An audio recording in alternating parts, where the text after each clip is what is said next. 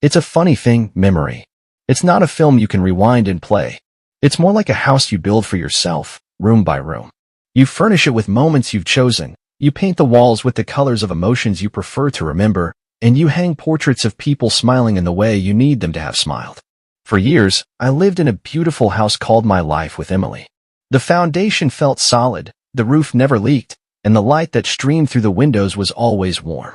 Then one day, you find a hairline crack in the plaster. You ignore it. Then another. Soon you realize the cracks aren't just in the walls. They're in the foundation. And you come to understand that you haven't been living in a house at all. You've been living in a story. A carefully constructed narrative you told yourself to keep the cold out. My name is Daniel. I am, or was, a 31-year-old software developer living a life of quiet, deliberate construction. My career was a stable, logical framework of code and predictable outcomes. My house was a modest, unassuming structure in a suburb where the loudest sound was the Saturday morning lawnmower. And Emily was the vibrant, impossible art I hung on my grayscale walls. She was the spark to my steady flame, the chaotic, beautiful nebula to my predictable orbit. Where I was methodical, she was impulsive. Where I found comfort in routine, she found life in spontaneity. I was a man who read instruction manuals. She was a woman who threw them away and figured it out by instinct. We were, I told myself, two halves of a perfect whole. Her vibrant energy was a necessary chaos that gave my structured life meaning. It was a beautiful theory. It worked until it didn't. Our life was simple, a minimalist design. We had no children, a decision we'd mutually agreed upon, or so I thought. The official line was that we wanted to build our foundation first. We wanted to travel, to explore, to be certain of our own footing before bringing another life into the world. The house we shared reflected this ethos. It wasn't much to look at from the outside. A small, one-story home with blue paint that was beginning to peel at the edges, and a yard that resisted my weekend attempts at order. But it was ours. It was our sanctuary, the place where the blueprints of our life were kept safe. But sanctuaries are only as strong as the faith of those who inhabit them. And my faith had been a blind, complacent thing. I see that now. The cracks had been forming for years, spiderwebbing across the surface of our marriage, and I had been too busy, too comfortable, too willfully blind to see them. Emily was a force of nature, a whirlwind of social energy. She thrived on attention, not in a narcissistic way, but in a way a flower thrives on sunlight. She drew people to her effortlessly, with a charm and charisma that felt like a low-grade magnetic field. I, on the other hand, was the anchor. The steady, quiet rock that kept her whirlwind from spinning out of control. That was our dynamic. That was the story. Looking back, sifting through the rubble of what was, I can see where the structural failures began. And they began with me. I took her energy for granted. I assumed her vibrancy was a self-sustaining fusion reaction, that she would always be there to illuminate my quiet corners. I let myself believe she would always be bright, even as I retreated further into the comfortable shadows of my own routines. Work became my escape. It was my excuse for not noticing the restlessness growing in her like an invasive vine. A new project, a tight deadline, a complex coding problem, these were the walls I built around myself, walls that muffled the sound of her quiet suffocation. She started spending more time out of the house. It began innocently enough. Dinner with the girls. A spontaneous trip to the city to see that new gallery. Then came the late-night phone calls, her voice a low murmur behind the closed door of the spare bedroom. When I'd ask who it was, she'd wave a dismissive hand. Oh, just Sarah from work. People I didn't know, lives I wasn't a part of. I chalked it up to her adventurous spirit. It's just Emily being Emily, I told myself, a mantra of denial. But the truth was, she was slipping away from me, one quiet departure at a time. And I was too focused on the comfort of my own well-ordered life to stop her. I remember the first time I felt the tectonic shift, the moment a hairline crack appeared in my carefully constructed reality.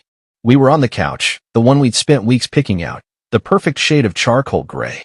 We were watching one of her favorite movies, some black and white indie drama about lost love and second chances. Her kind of movie, full of feelings I understood in theory but rarely felt with the same intensity. She was curled up next to me, her usual spot, her head meant to be resting on my shoulder. But it wasn't. There was a distance between us, a few inches of empty space that felt like a chasm. It was an invisible wall that hadn't been there before. I reached out to take her hand, a gesture I'd made 1,000 times. She flinched. It was a minute, almost imperceptible reaction, a fractional tensing of her muscles, a slight pulling back before she seemed to catch herself and relax her fingers into mine. But I noticed. It was like touching a stranger who had accidentally brushed against you on a crowded train. The connection was there, but the intimacy was gone. "Is everything okay?" I asked, my voice quiet in the dim light of the television. She turned to me and smiled, but it was a performance. A quick, bright flash that didn't reach her eyes. Her eyes were distant, looking at me, but seeing something else. "Of course," she said, her voice a little too light. "Why wouldn't it be?"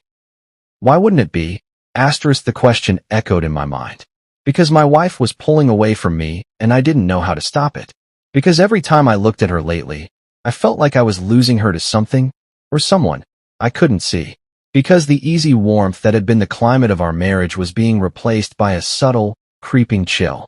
But I didn't say any of that. I was a man who fixed problems with logic, not messy, unquantifiable emotions. So I squeezed her hand, turned my attention back to the screen, and pretended not to notice the crack in the wall. For months, I lived in that state of denial. I became an expert at ignoring the signs. We were just going through a rough patch, I told myself. Every marriage had its ups and downs. This was just a down. Her restlessness was temporary. A phase. It would pass. But deep down, I knew better. I knew that something fundamental was changing between us. The foundation was shifting, and I was too afraid to go down into the basement and see how bad the damage really was. It wasn't until Zach moved in next door that everything started to make a terrible kind of sense. He was the missing piece of a puzzle I didn't even know I was trying to solve. But he wasn't the solution. He was the catalyst for the final, catastrophic collapse. The day Emily finally confessed her confusion, the ground was ripped out from under me. It was as if every moment of our marriage, every shared laugh, every quiet compromise, had been leading to that one, gut-wrenching conversation. And the worst part of it all? The truly soul-crushing part? I couldn't even say I was surprised. Because the truth was, I had seen the cracks all along. I just hadn't wanted to admit they were there. I had been living in a beautiful, condemned building, pretending the creaking floors were just the house settling. The day Zach moved in next door, I barely noticed. It was a Saturday morning in late spring, the kind of day that promises new beginnings. I was in the garage, my sanctuary of solitude and order, methodically disassembling an old laptop, trying to salvage its parts. I was in my element, a logical problem with a tangible solution. I caught a glimpse of the moving truck out of the corner of my eye, a lumbering beast of a vehicle parked at the curb next door. A man was unloading boxes. He moved with an easy, athletic grace. He looked young, fit, confident, exactly the kind of guy you'd expect to find on the cover of a fitness magazine. I remember having a single, fleeting thought, good for him. Hope he keeps the music down. Then I went back to my laptop. Emily, however, noticed him immediately. That afternoon, we were sitting on the back porch, the air thick with the smell of freshly cut grass. I was reading a book on programming languages. She was idly flipping through a magazine. "New neighbor," she said, her voice pulling me from my reading. She nodded toward the house next door. Zach was in his yard now, assembling some piece of outdoor furniture with an effortless efficiency. The sun caught the muscles in his back as he worked. Her eyes lingered on him for a moment too long. "Looks like he works out." I shrugged, my eyes returning to my book. "Probably a personal trainer or something. You know the type. Spends more time in front of a mirror than anywhere else." She laughed, but there was something in her expression I couldn't quite place. Admiration, maybe. A flicker of curiosity. At the time, I brushed it off. Emily was naturally friendly, outgoing. She noticed people in a way I never did. That was part of her charm. Until it wasn't. Zach, of course, turned out to be a personal trainer. It wasn't long before Emily, under the guise of neighborly welcome, struck up a conversation with him over the low wooden fence that separated our properties. At first, it seemed harmless. She'd mention him in passing. "Zach is so nice. Zach offered to help me carry the groceries in today." Little things. Benign observations. Nothing to raise any alarms in a man determined not to be alarmed. But then the little things started to accumulate, forming a pattern I could no longer ignore. She began spending more time outside. She'd water the plants with meticulous attention, sweep the already clean driveway, or just sit on the porch with a book she hardly seemed to read. And, conveniently, Zach was often outside too, working in his garden, washing his car, just being there. Their casual chats over the fence grew longer, their laughter carrying on the breeze, a private, shared sound that I wasn't a part of. I tried to ignore the knot tightening in my stomach. I trusted Emily. I had to trust Emily. To do otherwise would be to admit that my perfectly designed life had a fatal flaw. Then came the jogging. Emily, who had always claimed to despise running, suddenly decided she wanted to get in shape. She bought new sneakers, new workout clothes. I need a new hobby, she told me one morning, tying her laces with a fierce determination I hadn't seen in a while. I raised an eyebrow. Since when are you a jogger? She just shrugged. Since now. I even offered to join her, a feeble attempt to bridge the growing distance between us. She laughed it off. Oh no, you're a serious runner. You'd leave me in the dust. I'll just slow you down. What she didn't say, and what I soon figured out, was that Zach jogged every morning. At the exact same time. Their morning runs became a ritual. She claimed they just kept bumping into each other, but when I saw her leaving the house one morning, her face lighting up as she saw him emerge from his front door, it felt less like a coincidence and more like a carefully coordinated appointment. Then there were the cookies. Emily, who baked only on major holidays, decided one Tuesday afternoon to whip up a batch of chocolate chip cookies. Just to be neighborly, she said, arranging them on a plate. She took them next door to Zach, returning a few minutes later with an empty plate and a bright, flushed smile. He was so grateful, she'd said. The tipping point, the moment my willful ignorance became unsustainable, was our annual neighborhood barbecue. Zach showed up, of course. He was charismatic, charming everyone with his easy confidence and quick wit. And Emily was practically glued to his side. She laughed a little too loudly at his jokes. Her hand brushed against his arm a few too many times. I sat there on the deck, nursing a beer, and watched them. I felt like a ghost at my own party, a stranger in my own marriage. She looked at him with an intensity, a focused admiration, that made my stomach churn. She had never looked at me like that, not even in the beginning. The final straw, the one that broke the back of my denial, came a few nights later. She was sitting on the couch, her phone angled away from me, a small, secret smile playing on her lips as she texted. "Who were you talking to?" I asked, my voice casual, belying the knot of anxiety in my chest. She hesitated. Just for a second. But it was enough. "Oh, just a friend," she said, quickly slipping her phone into her pocket. I didn't press her. But the seed of doubt, once planted, had taken root. It was a tenacious, ugly thing, and its roots were spreading through the foundation of everything I believed. I started to notice everything. The way she dressed up for her morning jogs. The way she'd check her phone with a flicker of nervous excitement. The way her name for him, once Zach, had become a more familiar Z. I wanted to confront her. I wanted to smash open the facade and demand to see the truth. But a part of me, a cowardly, terrified part, was too afraid of what I would find. So I stayed silent, an architect watching his own beautiful creation unravel, one stolen glance and secret text at a time. It happened on a Saturday morning. The sun was filtering through the kitchen window, casting long, lazy stripes of light across the floor.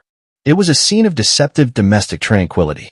I was at the table, scrolling through tech news on my tablet, a half-empty mug of coffee at my elbow. Emily was at the sink, her back to me, rinsing a plate with an absent-minded slowness.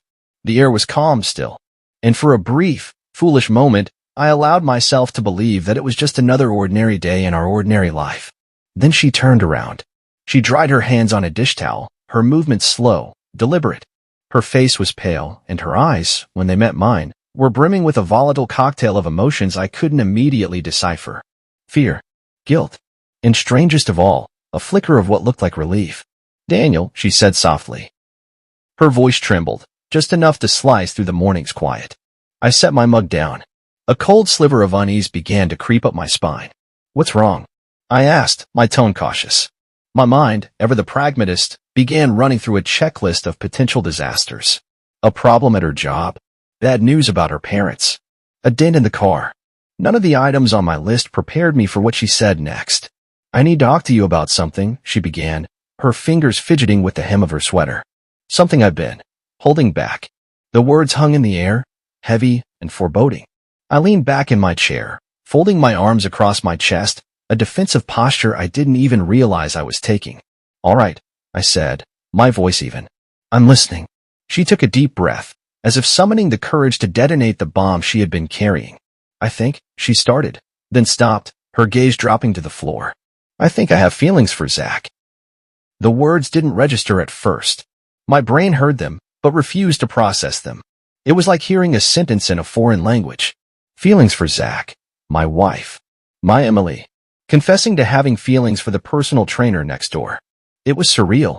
A scene from someone else's life, a cheap, daytime drama that had mistakenly wandered into my quiet, well-ordered home. Feelings, I repeated, the word tasting like ash in my mouth. My voice was flat, devoid of emotion. I was an observer, not a participant. For Zach. She nodded, tears finally welling in her eyes, spilling over. "I didn't mean for it to happen," she said quickly, the classic, useless disclaimer. It just did. And I don't know what to do." I let out a slow, controlled breath, trying to keep the shaking in my hands from showing. "So what are you saying, Emily? Are you saying you're in love with him? That you want to leave me?" "No," she exclaimed, her voice breaking. "I don't know. I'm confused, Daniel. I love you. I really, really do. But I feel something for him. And I need to figure out what it is." "Figure it out," I echoed, the bitterness finally seeping into my tone, a corrosive acid. "And how exactly do you plan to do that? Are you going to create a spreadsheet? A pros and cons list?" She hesitated, her gaze dropping back to the floor. The silence stretched. "I think," she said, her voice barely a whisper. "I think I need some time away. To clear my head. To figure out what I want." I laughed then. It wasn't a sound of humor. It was a short, sharp, ugly bark of a sound. The sound of something breaking. "Time away," I said, shaking my head in disbelief. "And by away, I assume you don't mean a silent meditation retreat in the mountains. You mean with him? With Zach?" She flinched, as if my words were physical blows. "It's not like that," she insisted, though her eyes told a different story. I need to know if what I'm feeling for him is real. If it's something worth pursuing. Or if it's just a phase." I stared at her, at the woman I had built my life with, and I felt a profound sense of dislocation. It was like looking at a perfect photograph that had been subtly, horrifically altered. "So you need a trial run," I said, my voice flat and dead. "A test drive. With him." Her silence was a confession. For a long moment, the only sound in the kitchen was the low, mechanical hum of the refrigerator, a cruel, mundane counterpoint to the demolition of our marriage. "Do you have any idea what you're asking of me?" I finally said, my voice low and steady.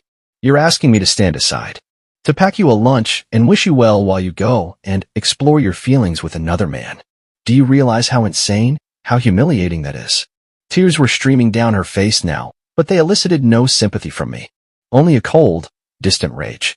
"I'm sorry," she whispered. "I never, ever meant to hurt you." "Then why are you?" I shot back, my voice finally rising. "If you love me, Emily, if any of what we had was real, how can you even consider this?" "I don't know," she cried, her hands clutching at her hair in a gesture of pure, selfish despair. "I don't know what's wrong with me, Daniel. I need time." I stared at her, at this stranger wearing my wife's face. I searched for the woman I had married, the woman I had loved, but she was gone.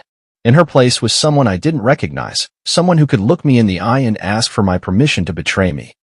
"Fine," I said at last, my voice as cold and hard as stone. The decision was made in that instant, a final, irrevocable severing. "If that's what you need, then take it. Go. Go be with him. Go have your trial run." I stood up, my chair scraping harshly against the floor. "But don't you dare expect me to be waiting for you when you decide to come back." Her eyes widened in shock, but I didn't wait for her response. I grabbed my now cold coffee mug, walked to the sink, and poured its contents down the drain. I left her there, alone with her tears and the rubble of the life she had just bulldozed. In that moment, something inside me didn't just break. It shifted. It reformed into something harder, colder, and utterly unrecognizable.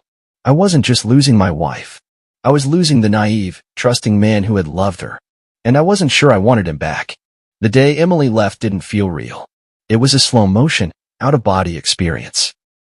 She moved through the house with a quiet, methodical efficiency, packing a single large suitcase. It felt less like the end of a marriage and more like she was preparing for a business trip. I watched from the living room couch, a silent, paralyzed observer. The sound of the suitcase wheels scraping against the hardwood floor was a physical irritant, a sound that grated against my raw nerves. She didn't say much.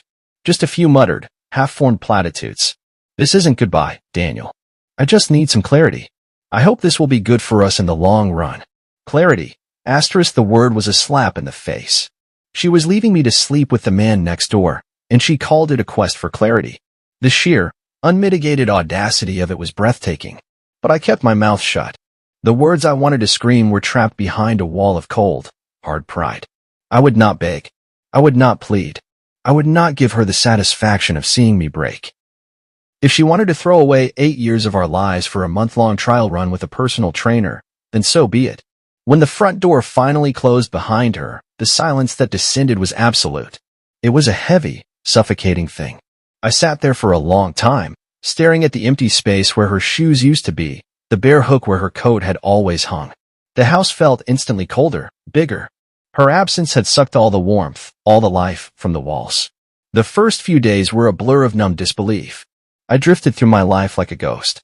The bed felt cavernously large without her. The mornings were eerily quiet without her humming. I'd find myself starting to tell her something, a funny story from work, a thought about a movie, only to remember, with a fresh jolt of pain, that she wasn't there. And worse, that she was with him. The thought was a constant, dull ache in my chest. I pictured them together, jogging in the morning, making dinner, watching a movie on his couch. Did she rest her head on his shoulder? Did he know she liked her coffee with exactly 1.5 sugars? The mundane details of intimacy were the things that tormented me the most. They were a constant, looping slideshow in my mind, a form of self-inflicted torture I couldn't seem to stop. I needed a distraction, an anesthetic. So I threw myself into my work with a singular, desperate focus. I took on extra projects. I worked late into the night, fueled by caffeine and a desire to exhaust my mind so thoroughly that it wouldn't have the energy to think about her. The clean, predictable logic of code was a refuge from the messy, unpredictable chaos of my life. I started going to the gym again, punishing my body, trying to exorcise the pain through physical exhaustion. I'd run on the treadmill until my lungs burned and my legs felt like lead. And when the nights grew too quiet, and the loneliness became a physical presence in the room, I called my dad.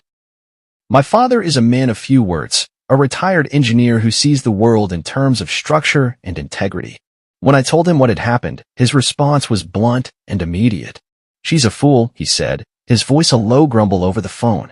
"A complete fool. If a person doesn't know your worth, son, why in God's name should you wait around for them to figure it out?" His words were like a splash of cold water to the face. He was right. Why was I sitting here, mourning the loss of someone who so clearly didn't value me? Why was I letting her betrayal define me? That conversation was a turning point. It was a crack of light in the dark, suffocating room of my self-pity. The next morning, I woke up with a renewed sense of purpose. It was a cold, hard anger, but it was energizing. I was done being the passive victim. I was done being her safety net, her fallback plan. If she wanted to detonate our marriage, I wasn't going to stop her. But I sure as hell wasn't going to stand by and let her waltz back into my life when her little experiment failed. That afternoon, I called a lawyer. Filing for divorce felt like ripping off a bandage. A sharp, searing moment of pain, followed by a strange, clean sense of relief. It was an act of self-preservation. I needed to take back control of my life, to stop letting Emily and her confusion dictate my future. Over the next few weeks, I started reclaiming the house. I began a systematic purge. I packed up her things, the sweaters left on chairs, the books on the nightstand, the half-used bottle of her perfume on the dresser. I sealed them in boxes and stacked them in the garage. Out of sight, out of mind. I rearranged the furniture. I bought new curtains. I even painted the living room walls a cool, calming shade of slate gray. Each change was a small act of defiance, a way of erasing her ghost from the spaces we had shared. It was no longer our house. It was my house now. The emptiness didn't disappear overnight, but it began to feel less like a void and more like an opportunity. A blank canvas. Slowly, painstakingly, the house began to feel like a home again. My home. And for the first time in weeks, I felt something I hadn't felt in a very long time. It wasn't happiness, not yet, but it was something close. It was hope. Emily had walked away, and the life I knew had crumbled. But in the rubble, I was finding something unexpected. the strength to rebuild. It was a Tuesday evening, a month to the day since she had left. I was in the living room, sorting through a stack of mail, the mundane ritual a comforting anchor in my new, solitary life. I was starting to find a rhythm, a routine that was mine alone. Then, a soft, hesitant knock on the door. Not the confident rap of a delivery person, not the familiar rhythm of a friend. A stranger's knock. I opened the door, and there she was. Emily, suitcase in hand. She looked diminished. The vibrant, adventurous woman I had married was gone. In her place was someone smaller, her shoulders hunched, her eyes darting nervously around as if she were a trespasser. "Hi," she said softly, her voice thin, lacking its usual energy. I leaned against the doorframe, my arms crossed, a human barrier. "Hi," I replied, my tone neutral, a carefully constructed wall. I would not make this easy for her. Can I come in?" she asked, nodding toward the house that was no longer hers. A part of me wanted to say no, to close the door in her face and end it right there. But a deeper, colder curiosity won out. I wanted to see this play out. I stepped aside and let her in. She dragged her suitcase over the threshold and paused in the entryway, her eyes taking in the changes. The new paint, the rearranged furniture, the conspicuous absence of all her personal touches. The space was familiar, yet alien to her now. "You've redecorated," she said, her voice tinged with a complex note I couldn't quite decipher. Regret? Bitterness? "I had to," I said simply. "Things change." She flinched at the pointedness of my words. I gestured for her to sit on the couch, the one we had picked out together, and I took the armchair opposite, creating a deliberate distance between us. For a few moments, the silence in the room was a tangible thing. Finally, she broke it. "I've thought a lot about us," she began, her hands twisting in her lap. "About everything. And I realize now, I made a mistake." "A mistake?" I echoed, my voice flat. "Which part? The leaving? Or the person you left for?" She winced. "You don't get to just waltz back in here and act like nothing happened, Emily," I said, my voice cold. "Not after what you did." "I know," she said quickly, her voice thick with an emotion that was finally starting to sound like genuine remorse. "I know I hurt you, Daniel. I never meant to. I thought I needed to figure out what I wanted. And now I know." I raised an eyebrow, leaning back in my chair. "And what is it you want, Emily?" Her eyes filled with tears, but this time, they didn't move me. I had become immune to her tears. She said simply. I want to fix this. To rebuild what we had. Zach. He was exciting, a distraction. But it wasn't real. He's not you." I laughed then. A sharp, bitter, ugly sound that echoed in the quiet room. "He's not me," I repeated. "Well, congratulations on figuring that out after a month-long vacation with him. I hope it was worth the price of admission." "Don't do this," she pleaded, her voice breaking. "Please, Daniel. Don't throw away everything we had." I leaned forward, my gaze steady, my voice dropping to a low, intense calm. "Throw it away? Emily, you threw it away. The moment you walked out that door. You didn't want to fix anything then. You wanted to see if the grass was greener on the other side. And now that you've discovered it's just astroturf, you think you can just come back and move back into the house." Her tears were flowing freely now. "I made a mistake," she whispered. "I'm so sorry. I love you. I want to come home." For a long moment, I just stared at her. My mind replayed the last month on a fast-forward loop. The empty bed, the silent house, the humiliating knowledge that my wife was living with another man. And then I remembered my father's words. "If she doesn't know your worth, why should you wait for her to figure it out?" I stood up, walked to the small desk in the corner where I'd been keeping my important documents, and pulled out the divorce papers my lawyer had drawn up. I placed them on the coffee table between us. They landed with a soft, final thud.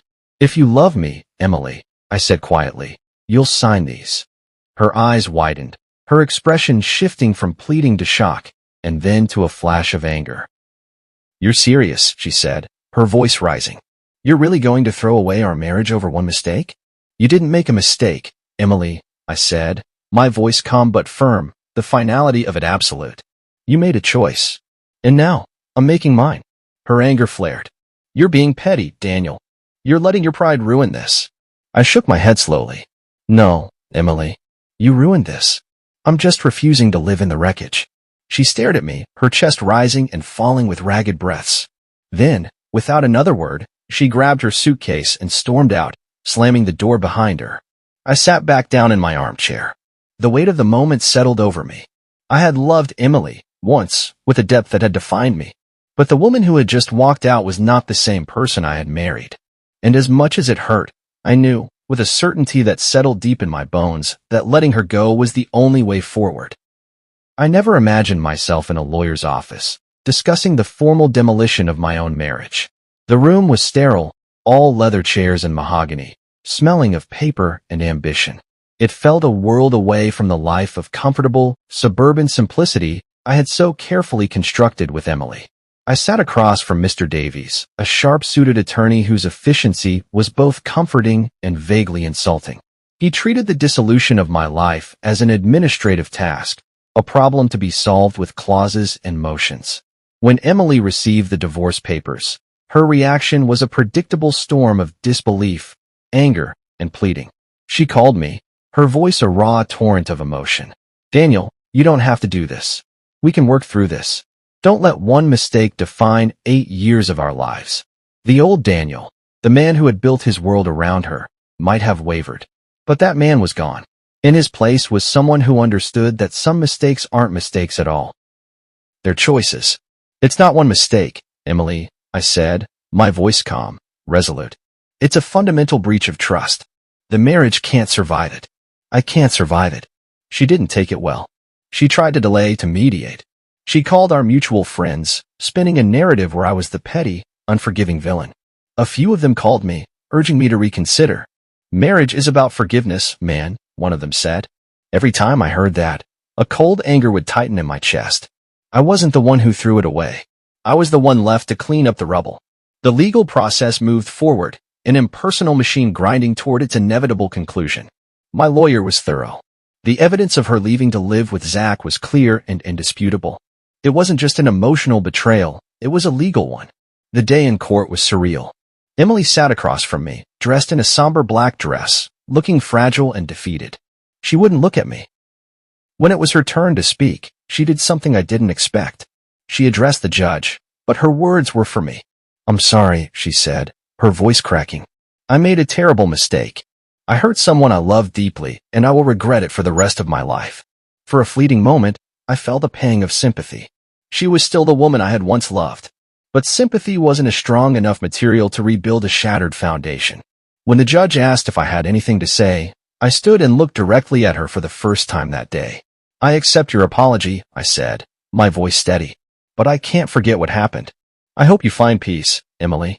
I really do. But I need to move on." Her tears finally spilled over. She didn't argue. She just nodded, her shoulders slumping in defeat. The finalization was anticlimactic. A gavel fell. Signatures were pinned. And just like that, 8 years of my life were legally dissolved. I walked out of the courthouse into the bright, indifferent sunlight. The weight I had been carrying for months felt gone. It was over.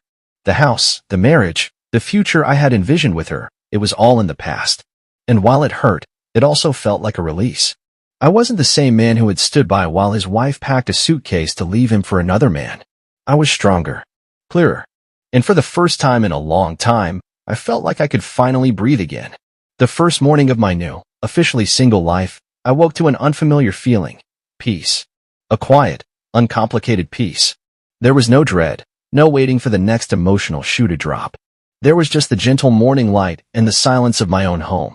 I made coffee and stood by the window, looking out at the house next door. Zach had moved out weeks ago. Unable to face the quiet judgment of the neighborhood, I assumed. The house was empty now, a silent monument to a chapter of my life that was now definitively closed. I didn't feel anger anymore.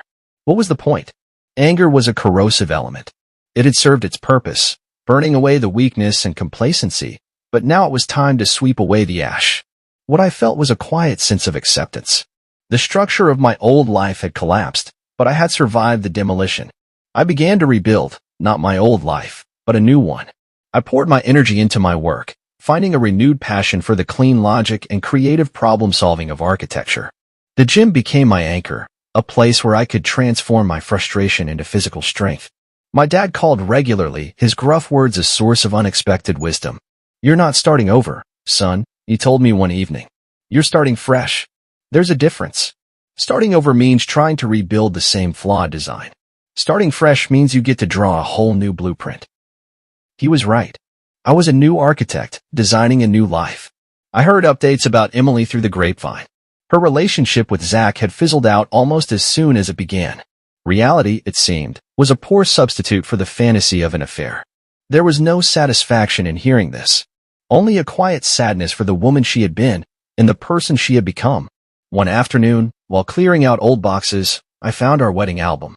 I sat on the floor and flipped through the pages, looking at the smiling, hopeful faces of our younger selves. It didn't hurt the way I thought it would. Instead, I felt a sense of gratitude for the good times, even if they hadn't lasted.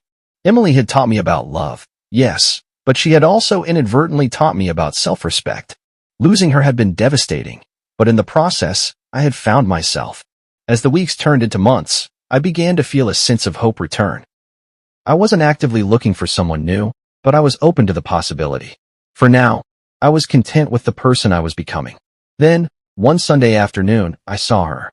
I was in the cereal aisle of the grocery store, pondering the infinite varieties of sweetened grain when she turned the corner. Our eyes met. The world seemed to pause for a beat. She looked okay. Tired, perhaps, but okay. Daniel, she said, her voice soft. Emily. I nodded back, my tone neutral. An awkward silence stretched between us. How have you been? She asked finally. Good, I said. And I meant it. You? I've been okay, she said, her gaze dropping to the floor. Different. I didn't ask her to elaborate. Her life was her story now, not mine. Emily, I said, feeling a sudden need to offer a final, clean closure. I hope you're doing well. I really do. She looked up, her eyes glistening with unshed tears. Thank you, she whispered. And I'm sorry. For everything. I know, I said, offering a small, faint smile. And I hope you find what you're looking for. With a final, sad nod, she turned her cart and walked away. As I drove home, I felt a profound sense of peace. Seeing her hadn't undone me. It had simply confirmed what I already knew. That chapter was over. I walked into my quiet, sunlit apartment. It wasn't the house I had shared with her, but it was mine. My life wasn't what I had once imagined it would be, but it was my own design. And for the first time in a very long time, I was at peace with the architecture of my own life.